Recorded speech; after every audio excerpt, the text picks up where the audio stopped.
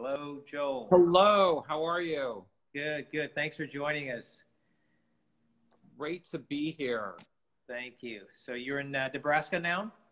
Yes, I am. Good. And how are you doing? Doing well. I'm in San Diego right now, so we're here together as a family and working remotely. So it's great to see you. And as many of the listeners may know, Oz and I go way back. We have known each other for several years. And my involvement with this brand goes back quite a bit of time as well. We hold this brand near and dear to our hearts. Well, thank you. Yeah, you were the first big player in this field that I went and visited several years ago, 7 or 8 years ago, probably. And you were very kind and brought us on. And so, Joel, you're a man with multiple talents, and I'd like for our audience to get to know you a little bit better. You went to medical school in the East Coast, right? Yes, so I went to Brown University Medical School, and did my clinical sciences there. Then I transferred to Baylor College of Medicine in Houston for my clinicals, and I did my initial residency in pediatrics at the University of Alabama in Birmingham, and then did my dermatology residency at Washington University in St. Louis. Right. Did you do a full pediatric residency, 3 years? Yes. I actually became board certified, and stayed board certified in pediatrics until like 2014. I always thought, well, you never know. Maybe I need to be a pediatrician at some point.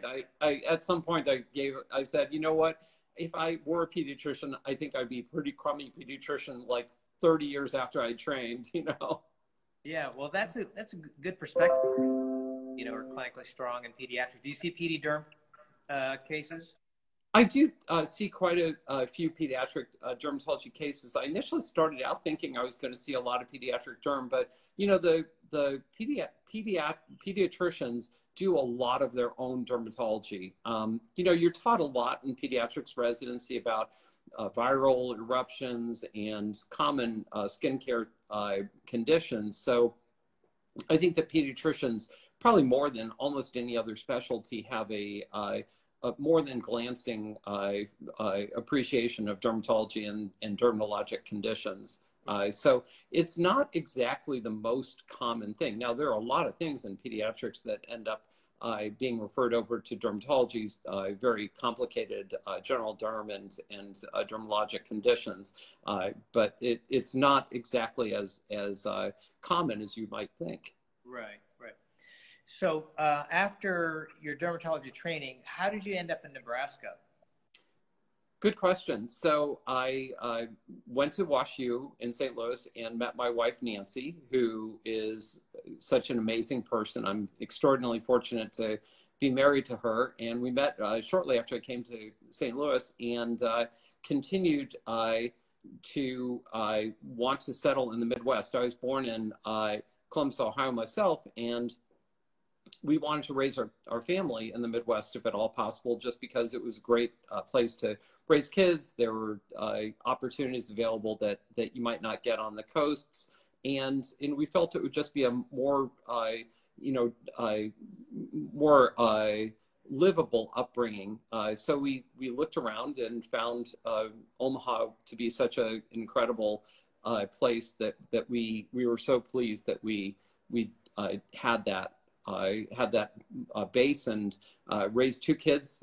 They're now 26 and 29. Our son, Daniel, is a dermatology resident at Washington University, just started this past month. And our daughter lives in Oakland, California, and she works for the city of San Francisco as a computer product manager. Okay. Well, wonderful. You started your practice in the 90s. And then you had foresight to start LovelySkin. Tell us about that and how you came up. So you were so far ahead of your time, more so than really any other doctor that I know, to jump on the internet at tell us when you started that. Well, LovelySkin was the kind of an idea I had. I used to have a satellite office in a bedroom community of Omaha. And on the way home, it was about a 30-minute drive to get back to my house. And I remember thinking along the way, it was one of those times where I was kind of tired. It was about 5:30 in the afternoon, 6 o'clock in the evening. And I had a busy day, and I passed somewhere, and I just thought to myself, if Amazon can sell books, why can't I sell skincare online? And that was back in 1997. It was pretty early 1997, as I recall, and the internet was just beginning.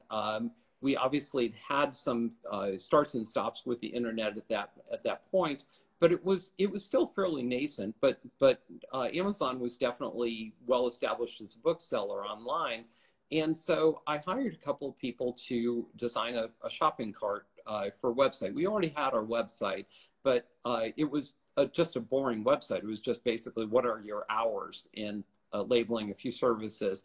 And so they designed a shopping cart for the website because that was the one thing that we lacked. And it was an extraordinarily rudimentary shopping cart. I cannot tell you what it was like in early 1999. If you go back to the Wayback Machine, it's like almost painful to see what it looked like.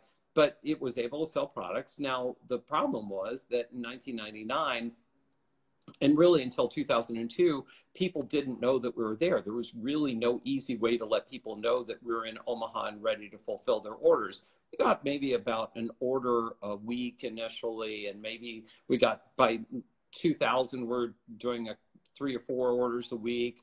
And really, from 1997 until 2002, we lost about $50,000 a year on it. And my friends said, "Are you still doing that thing? You're losing money on it. Why don't you just give it up?" And I said, "Well, it's kind of fun. I enjoy doing this, and it keeps me busy because I'm easily distracted. I like to have a lot of things going on." And so I was enjoying it, and we kept on putting more and more effort and money into it. And then in 2002, when Google and Bing became really established, and we had clear-cut winners in the search engine area, we're able to invest our monies totally into Google and Bing, what was called Overture at the time. And so what our unique advantage is that I really didn't use this as a profit machine. In fact, we just took every single cent that we generated from sales and put it back into search. And that was from 2002 until about 2007. So if any of you know how much one search costs now, it could be like $40 or $50, $100. Back then, it was a penny a click. So it was extraordinarily easy to pay for a lot of clicks. And in fact, I remember them going from where they charged a maximum of a penny a click to 10 cents a click, and people were like up in arms, like 10 cents a click? Yeah. That's crazy. But anyway, we were able to acquire customers at 1 to 10 cents a customer until things started to change. And now it would just be literally the amount of money that would cost to acquire the million-plus customers that we have in our customer base. It would be astronomical. Yeah. Yeah. Well, good for you for sticking in there. I'm smiling because as an entrepreneur, you experience those losses for a number of years. People are wondering why you're doing what you're doing, but you have a vision, and now you've built a beautiful, huge company, and really every brand comes to Omaha to sell product through your system. So congratulations. Well, we really do enjoy our relationships with our vendors, and because it isn't really a profit driven as much as value and mission driven company, we enjoy doing business with people that we respect, like yourself. Right. And the CLN team. And there are many brands that we could fulfill for, but it just doesn't fit into our mission. And we also want to make sure that we're representing products that have I call it a lock and key solution, or you have a problem, I have a solution type of product. And right. That's where CLN is such a no-brainer. Yeah, thank you. Thank you. And you maintain your practice a pretty heavy, like when I called you yesterday, you were in the thick of seeing patients. And so, so you have a very big practice as well. So, Right. And other docs with you? no, I have two physician assistants, and I generally see between two physician assistants and myself, we see about 80 to 100 patients a day. We have a clinical research trials program that is very active. We also have a med spa that is associated with us. And I run a conference that is held every year, maybe not this year, in Nashville. But we've had a very large population of patients that we also are able to recommend and offer products to that we view as excellent as an ancillary treatment for their conditions. Right. So I visited your facility. It's huge. I mean, it's state of the art, big team, very impressive. And you also do aesthetics as well, right? Yes. So about 40% of my practice is cosmetic, and about 60% is medical. And that's one other thing that I believe is really an important aspect that I never wanted to give up the medical aspect of dermatology. Right. To me, training as is so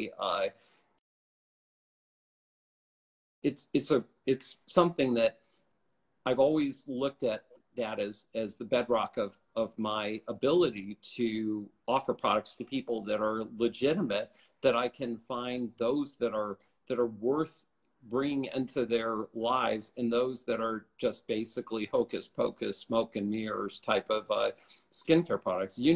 Probably as well as anybody how many products are out there that offer things that are not sustainable. The products that are flash in the pans that are on infomercials, but that they're just basically the same thing that is not any different than any other product out there. It comes out of the same vat that millions of other products that are on the market do. And that's why when we see something unique like CLN come into our sphere, it's a remarkable thing, and it's something that adds huge value. Yeah, thank you.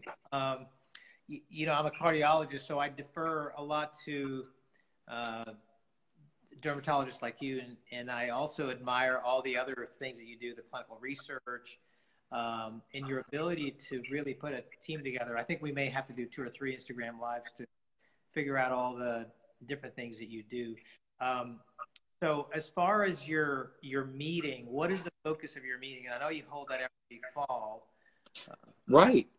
So yes, Cosmetic Surgery Forum, it started back in 2009, I think it was. And so it's entering its 12th year now. And it's a meeting where we have approximately 250 to 300 dermatologists and plastic surgeons that we educate, ranging from residents who are just learning the craft of dermatology to people who've been in practice for 20, 30 years. And the goal was to have something that was an unfiltered type of approach. So I think you can appreciate that so many people are, have limited time to go to a meeting. They want the content to be realistic and non-biased. And it's difficult in many situations to get unbiased information. So I grew frustrated with the fact that there weren't meetings available that in my mind were completely unbiased, or on the guise of keeping bias out of it, they made the meeting so ineffective that you couldn't understand what people were talking about. So for example, many meetings that are not CME decline to use brand names. You cannot use a brand name from the podium because it's considered bias. Well, if 2 people are talking about a laser and saying which laser they like better, you can't say, I like this generic name of a laser, because that's essentially leaving you without adequate information to make a a full determination. So what I do on the podium, I run the meeting. I'm there from start to finish. It's about 30 hours of time from Thursday to Saturday of monitoring sessions and making sure that the content is the way I want it to be presented. If somebody comes up on the podium and says, there are 5 lasers that I like, and here's this, this, and this, I'll say, but which one do you like? Which one do you use? Which one do you recommend? If somebody's starting out in practice, which should they get? And then if they say that one, I say, and tell me, what's it going to cost them? You know, is there a better value for another laser? You know, and I, of course, make sure that if there are people that have conflicts, I want those conflicts mentioned, because in this day and age, everybody has conflicts, but I want to make sure that the conflicts are balanced. That also goes for cosmetic procedures. Many people have conflicts when it comes to products that we use, and we want to notice that. If I'm speaking on something, I want to tell people if I have a conflict of interest. Right. So you have input from industry, business,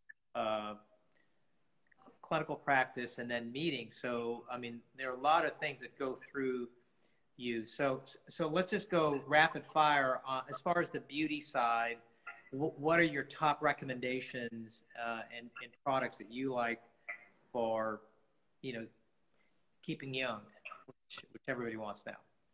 That's a great question. But I would say that there are so many great products out there, products that are probably the top of our sales. Our SkinCeuticals brand is a phenomenal brand. It's a L'Oreal based brand, and they have products ranging from CE ferulic, which is a vitamin C, vitamin E, and ferulic acid product that was invented by Dr. Sheldon Pinnell at Duke University, who was the chairman of dermatology at Duke, and has been around for 20 years and shows no signs of having any flagging, because it is just one of the best loved products. It has some of the highest levels of antioxidants out there.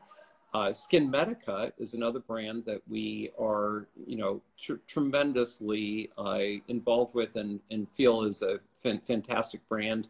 And Skin Medica TNS Essential Serum has always been the gold standard for growth factor products. So growth factors is a huge line, huge opportunity for people. It's a blend of products that contain growth factors that can help to rejuvenate the skin.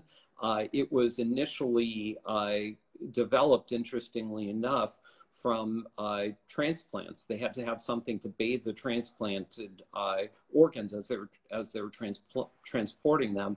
And this TNS, tissue nutrient system, was what they did it in, but it did have some growth factors along with it. So it helped sustain that, and then they adapted it for skincare usage. There are new line extensions on that, TNS Advanced, which is new and has been a phenomenal product.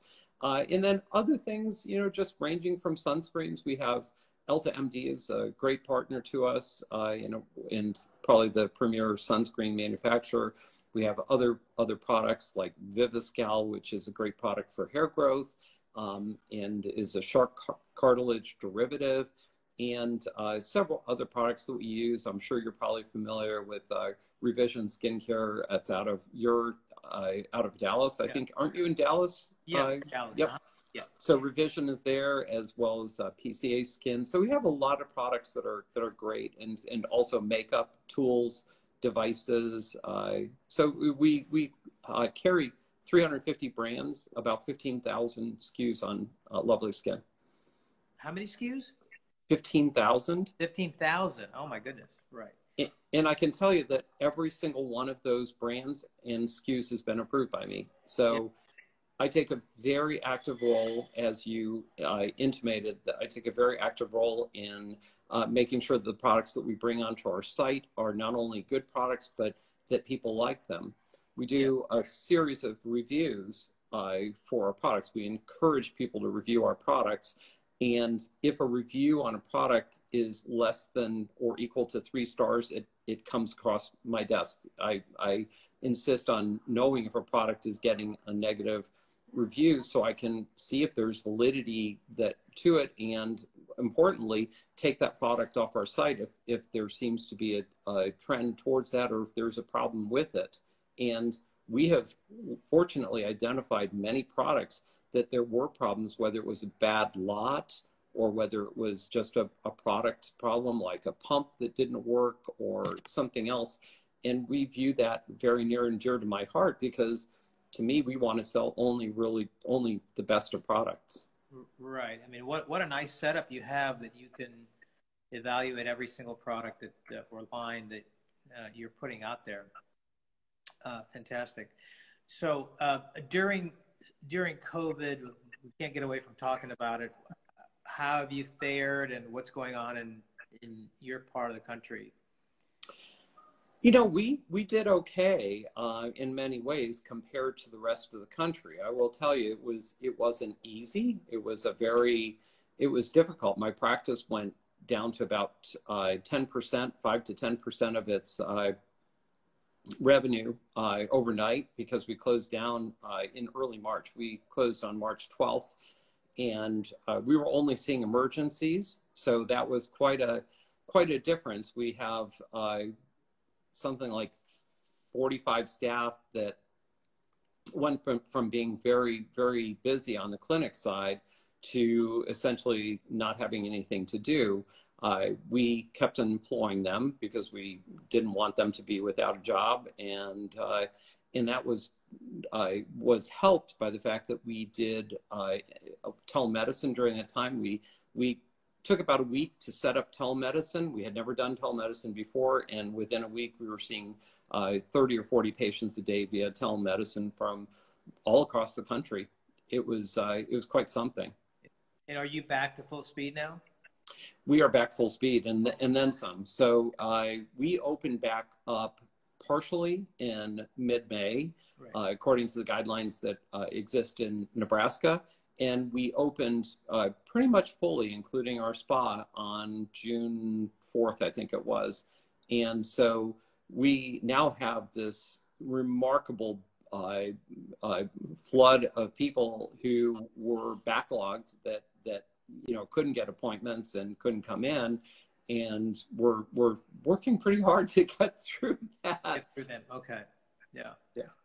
There's been a lot of skin cancers and melanomas that we've seen that, that is the unintended consequence of keeping people away from the doctor's office. I think I've diagnosed about 4 melanomas since the pandemic stopped. And melanoma, I should more normally be seeing about 1 a month max. So 4 in a month is not only tragic, but it's concerning.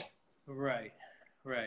We had the most engagement with us as a company when COVID-19 started, and a lot of people were asking of us about our product, whether it had an anti-coronavirus impact. So we ran some studies, and the product kills the coronavirus, but it's not a hand sanitizer. What are your feelings about the use of hand sanitizers? The 2 different types of alcohol and benzoyl chloride. What do you tell me? That's a really good question. And I think that is where CLN excels, so I'm gonna put my own plug here. So when I was doing telemedicine, this was the seat that I used.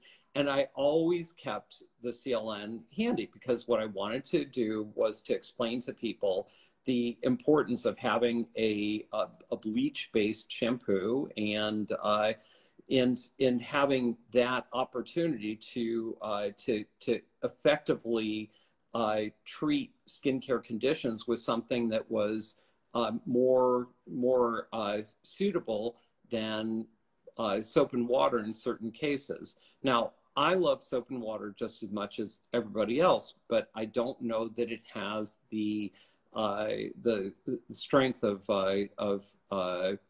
effect that CLN does in the conditions that it treats. And I just think that the formulations that you've come up with are just absolutely so much better than what you would have if you were using plain soap and water. Yeah, thank you. You pointed out that was a shampoo with sal acid and sodium hypochlorite that kills the virus really quickly, as well as the body wash. So they're not designed as a leave-on product, but feel good that it'll kill the virus.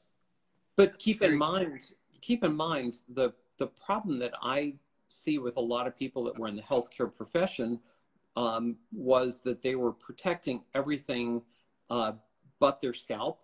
And so if you were in a medical clinic and COVID was in that clinic, you know, the first thing that I was suggesting they did, come home, wash your hair with CLN, and then use the CLN on the rest of your body as well, but definitely get your hair.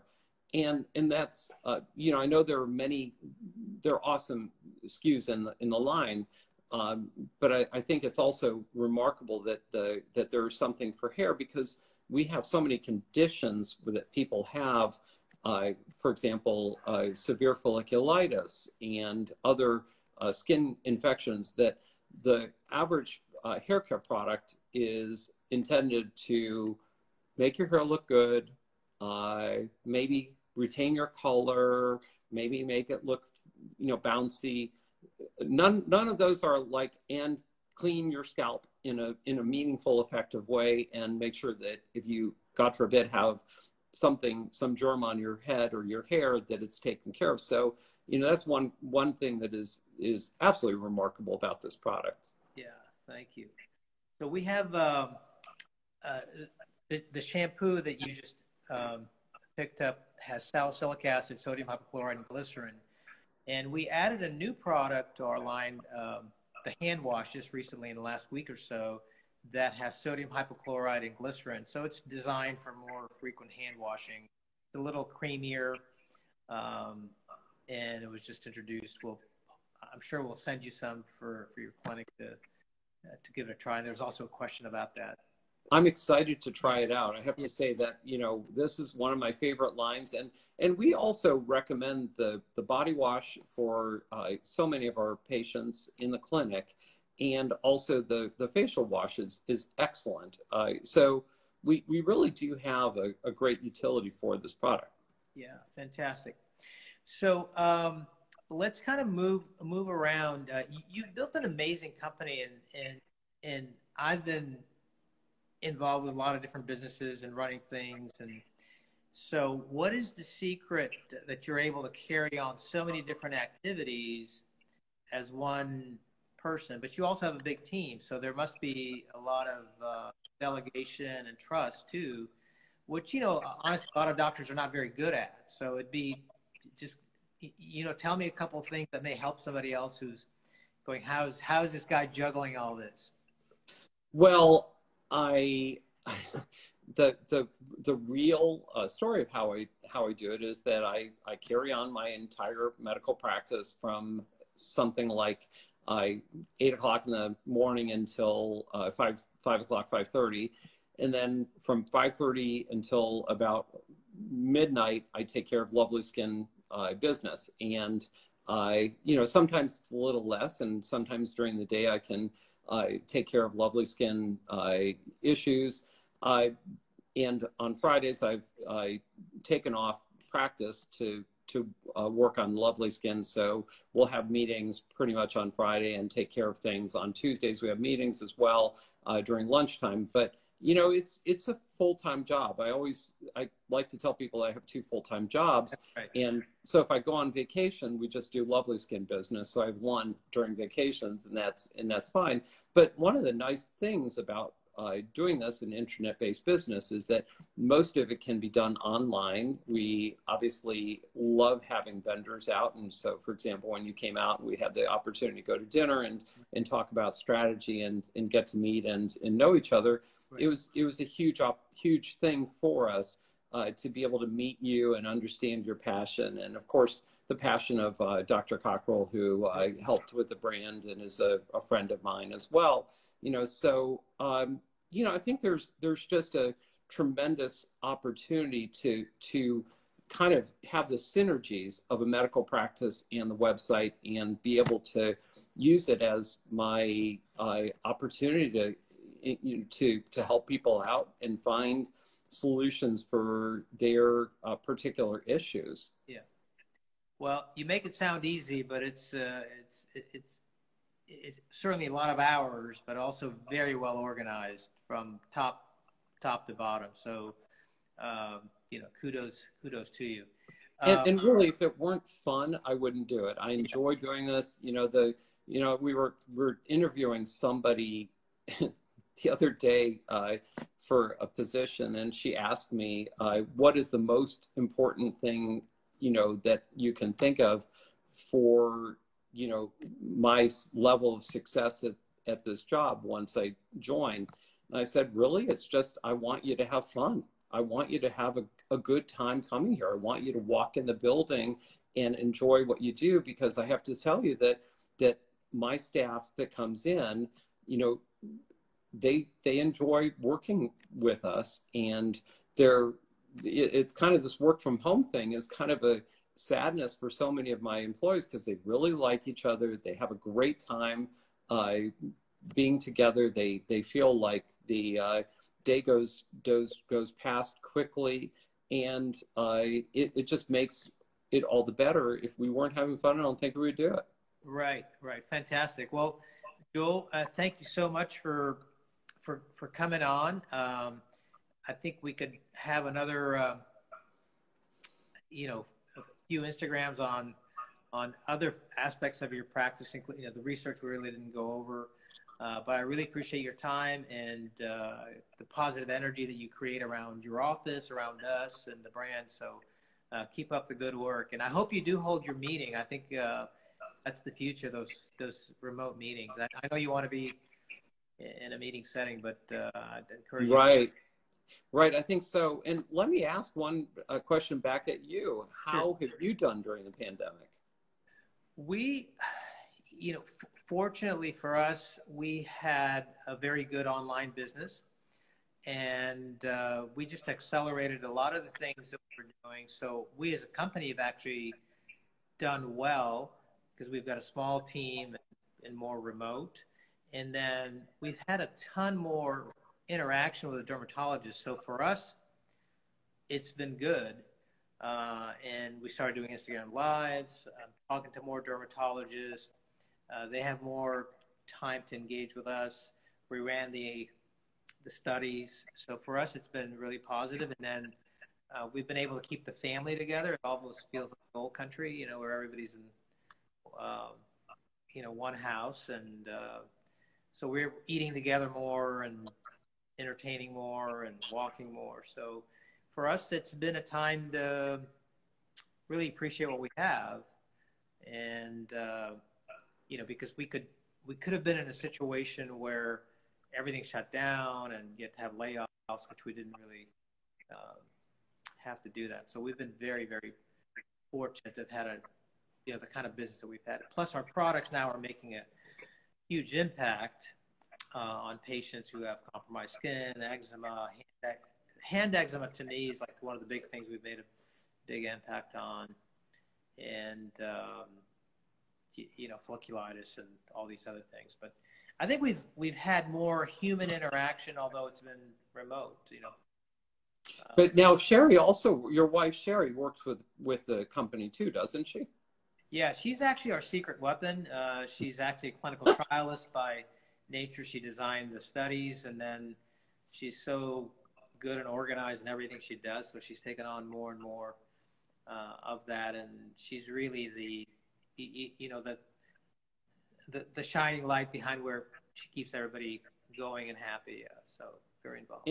And I think that that's also part of the thing, because my wife Nancy and I work together on this. And I think if you have a partner that is absolutely, they understand you so much, they understand what you do. There's so many times that Nancy will say, like, okay, Joel, no, you don't want to do this, do it that way. And it's a really important thing. It's my balance and check system, because she understands me, but she also has such a tremendous amount opportunity to understand people better than I sometimes do. So she's, you know, I'm not sure I call my secret weapon. I just say, you know, I better listen to her or else I'm going to screw it up. That's quite good. And Sherry's probably blushing right now. And I've met Nancy. She's very, very lovely. And I think, you know, that exudes a positive environment for everyone. And I can tell you the people who are working with us or who have worked with us in the past, the person they remember is, oh, we loved working with Sherry. I mean, no matter what happens, you know, if they left even for bad reasons, they go, we enjoyed working with her. Yeah, it's great to have that mark. We will look forward to having you and Sherry up, and, you know, hopefully we can have some time together, and you can see the growth that has happened, because we have been a busy site, including quite a big increase in CLN this year. That's for sure. It's been, appreciate your support. Yeah, fantastic. Yeah. Well, I think that your product is really something that grew remarkably, because the pandemic showed how important it was, and this product of all is so much better. I know we're wrapping it up, but I just want to put my one plug in, and that is just that, you know, for so much of the pandemic, people could only talk about hand sanitizer and like, oh my God, I can't get hand sanitizer, and how terrible it is. I'm out of, you know, I don't want to mention a brand name, but, you know, the major hand sanitizer that begins with a P. And, you know, what I wanted to do, and what I did with some of my newsletters that I wrote to my patients, is like, guys, hand sanitizer is not all that it's cracked up to be. You're not going to get as much coverage with a hand sanitizer. And frankly, you don't understand how much hand sanitizer you need to use to actually get a benefit of it. And also the fact that it doesn't cover every germ. So, you know, there are a lot of reasons that CLN is one of our faves, and sodium hypochlorite is a unique and reproducible phenomenon. Yeah, fantastic. And we keep learning from you guys. Yesterday, I got an email from a dermatologist. I know we're wrapping up. And she put it so beautifully. She said, well, okay, I get it. I have benzoyl peroxide available for a cleanser for me, which, you know, can be harsh on clothing and pillows and so on, and sun sensitivity. And then I have HepaCleanse on the other end, which is maybe too strong or too drying. And so this is a really nice alternative intermediate product, which is tough on the microbes and easy on the skin. So, and keep in mind, HepaCleanse has some ocular potential for irritation or injury. Sure. So, you know, HepaCleanse is a terrific product, and it's used by a lot of people, but there have been some studies that have shown that if it gets in the eye, there can be some challenges. So we definitely don't want to minimize that issue. And of course, we are very much in the category of let's not harm people when we're doing things like surgeries near the eye, etc. Sure. Is there, I think you guys have a free giveaway, right, through your website? Have they told you? Anyway, visit the LovelySkin website. I think there's some free giveaways for the listeners. Good. Oh, that's great. I didn't even know that. Right. But I'm glad we did. Yeah. We're just delighted. So yes, I will try and figure out what that free giveaway is.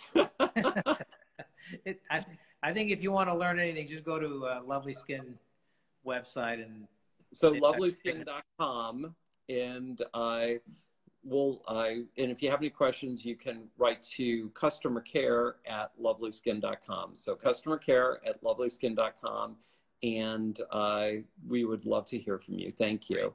Great. Thank you so much. Thanks for your time. Thank you so much, Oz. It's great to talk with you. And my best take care, and my regards to Sherry. Take care. Thank you.